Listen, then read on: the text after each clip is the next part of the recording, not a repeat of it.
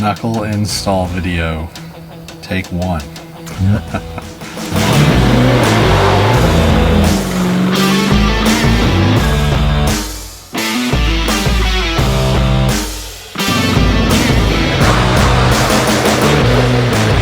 Hey everyone, welcome back to the Bronco Garage.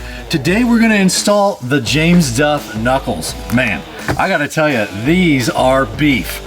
This here is the piece that you'll be installing, as well as the caliper mounting bracket that goes with it. As you can see, the Dana 44 drum knuckle next to the James Duff knuckle is considerably different. As you can see, the opening is quite a bit bigger. The spindle that would go on here would also be very big.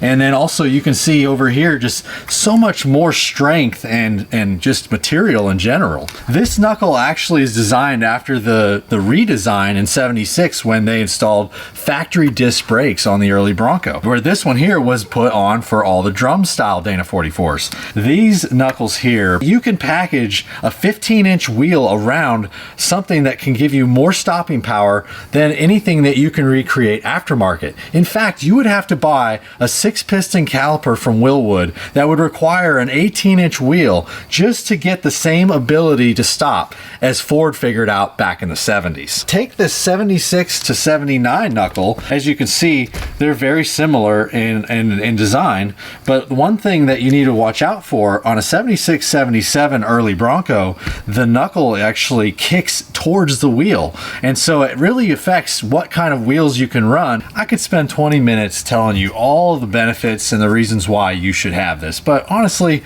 let's just go over and get this installed, right?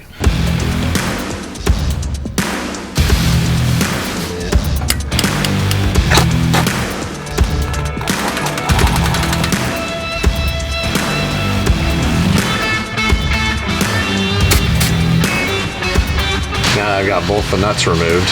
I'm going to take the top nut and I'm going to put it back on, and I'm going to thread it on to where there's still about an 1/8 inch gap to where it is flush with the top of the stud. So when I go and hit it with the hammer, I hit the nut and the stud at the same time and I don't damage the threads.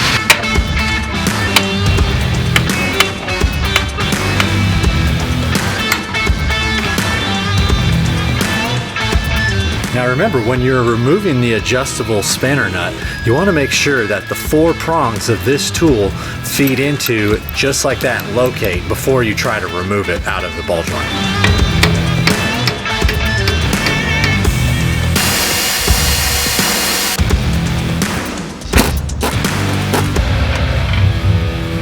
Alright, so I'm about to install these ball joints into these knuckles, but before you get to that point, you want to make sure that you're thinking about how you want to prep these and how you want to paint them. One of the easiest ways you do it is grab some caliper paint, because you got to paint your calipers anyways. The areas that you want to make sure that you don't powder coat or paint is the mating surface here on the top of the knuckle, and of course where the ball joints press in. And you may want to tape off the studs as well, just so you don't get any paint or powder coat on them. In powder coating, it's really actually better to just remove the studs completely. In all these areas that are going to stay bare, you can give them a light coating of anti-seize. That'll keep the rust off. Alright, so using the original knuckle as a reference, we're going to go ahead and install ball joints. So your top ball joint is going to have a castle nut, an adjuster sleeve, and a hole located in it for your cotter pin, where the bottom one is actually just going to have a locking nut. As you see, I've got this ball joint adapter set, and I'll put a link below in the description so you can find one yourself. Always make sure you remove the boot from the ball joint before you press it into the knuckle. When setting up the knuckle to press the lower ball joint in, make sure there's room for the ball joint to go between the press plates. I like to use a marking pin to make sure it doesn't move when I'm setting it up.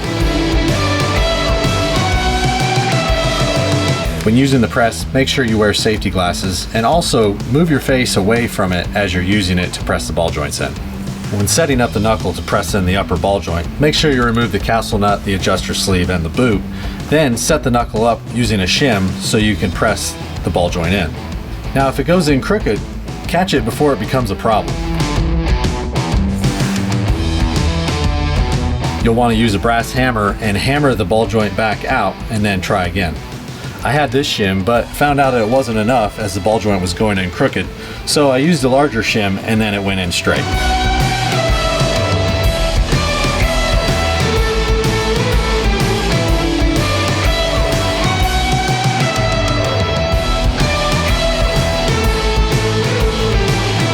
Now remember, the knuckle is really strong, so it can handle the force of the press. Make sure you seat the ball joints in all the way. All right, the moment we've all been waiting for, actually putting the knuckle on the axle. This is the part that's most important. I think this is the part that a lot of people are intimidated by. So I'm gonna walk you guys through this and show you just how simple it can be. I made sure everything was clean. I checked for any damage of the threads at the top and as well as the taper at the bottom. And then I went ahead and prepped and painted.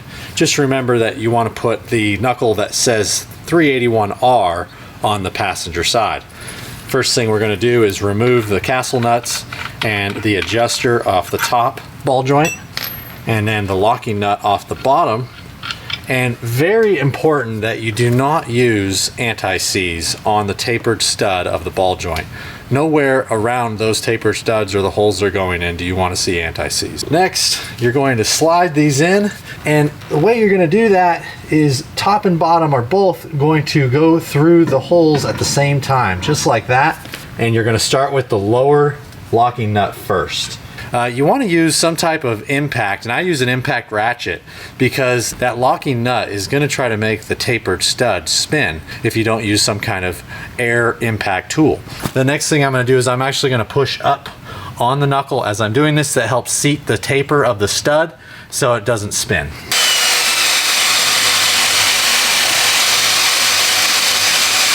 So as you see, it didn't stop spinning. What that means is it's actually the tapered stud is spinning a little bit on me, so I need to seat it a little harder than just the force of my hand. So I'm going to use a brass hammer, and I'm going to go ahead and push up a little bit on the side of the knuckle. You can also do that to the bottom of the ball joint. Just remember, there's usually a Zerk fitting on there. If it's on there, you're going to want to remove it first.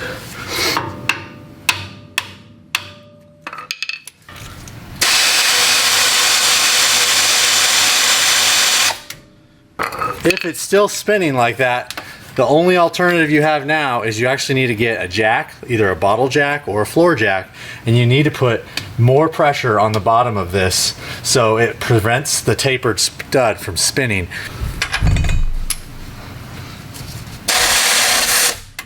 There you go. Now, with the floor jack in place, you can torque the lower ball joint to 90 foot-pounds.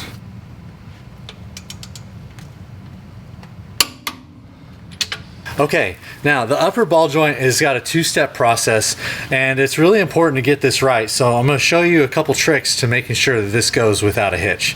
First thing you want to do is you want to locate the adjuster sleeve that came with the ball joint. We're going to add that first. Now, the nice thing about the Monster Disc Brake Kit that James Duff offers is it also includes a spanner socket for the adjuster nut. Now, how that works there is it's got 4 prongs, and they attach like that. So you want to make sure that that is the top of your nut.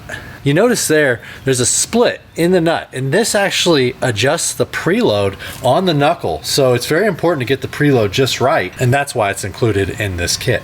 All right, so you want to thread the adjuster nut all the way down into the top of your C on the axle. And then as you get to the point where it starts getting tight, you want to then take your torque wrench and set it to 20 foot-pounds. So you start small, and you can always increase from there until your preload's correct. Okay, I'm at 20 foot-pounds. Before you test the preload, you want to seat the knuckle. So what that means is you're going to go back and forth like this, and you're going to make sure that you're full range of motion and you've seated the knuckle. Once that you've seated the knuckle, you're going to go back and verify that you still are at 20 foot-pounds on the adjuster. Ah, see that? Now that I've seated the knuckle, it moves some more. All right, so do that a couple times. Now, the next step, once you've reached 20 foot-pounds, is you want to use what we call a luggage scale, or even a fish scale, something you can pick up. This is made by Ozark Trails, so it's an outdoor scale. And what you were trying to do here, and let me show you, is you're going to hook the end of this to the knuckle like I did here, and you're going to watch, and you're trying to get it to move at 25 foot-pounds. It's taking just over 20 pounds of pull force to move this knuckle. So I've got to torque it down just a little more to get to 25. Okay. So I went ahead and adjusted my torque wrench up another 5 pounds. So I'm at 25 foot-pounds. Ah, yeah, that feels a lot more firm now. And look at that. 26, almost 25 exactly. Like I said, give or take 24, 26.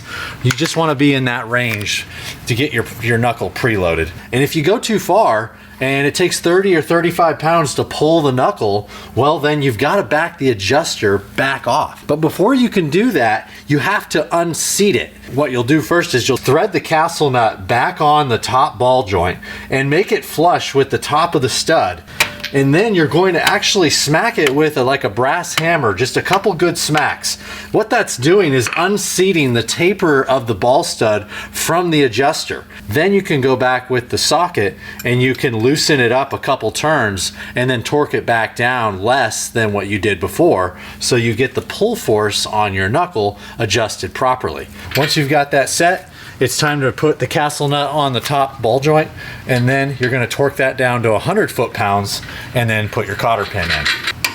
There's your 100 right there. Now keep in mind, as you can see, it's taking less effort to move this knuckle after I have torqued the upper castle nut to 100 foot-pounds. That's normal. If your cotter pin does not just slide right in, you're going to have to adjust it over 100 foot-pounds of torque to line the castle nut up with the hole in the ball joint stud so you can get your cotter pin in there. After that, you're going to want to go ahead and make sure you put the snap ring on the bottom of your bottom ball joint. That guy there is going to require some snap ring pliers. You've got your Zerk fittings. These guys get threaded back into your ball joints, and then of course there's already grease installed, but next time you need to service your truck, make sure you pump a few pumps of grease in there as well. So on most solid axles, you shouldn't ever really concern yourself with camber. That's really not something that comes up very often, but occasionally it does, and so it's not a bad idea to just check your camber when you're at the point of installing the knuckle. You're going to want about 1.5 degrees of positive camber, but just remember, you want to make sure that the axle is 100% level. Then you're going to take your gauge and you're going to measure your camber just like this. Make sure it's 1.5 degrees positive. If it is, you're good. If it's not, well, then you're going to have to look at getting some shims and to shim it out. All right, everyone, that's a wrap. That's how you install your ball joints. That's how you get the knuckle back on the axle. And this is also, you know, great tech for your monster disc brake install video. You should check that out in the description below. Please subscribe. I've got tons of new videos coming out. Love to hear from you. Let me hear your feedback. Thanks for joining us. We'll catch you next time.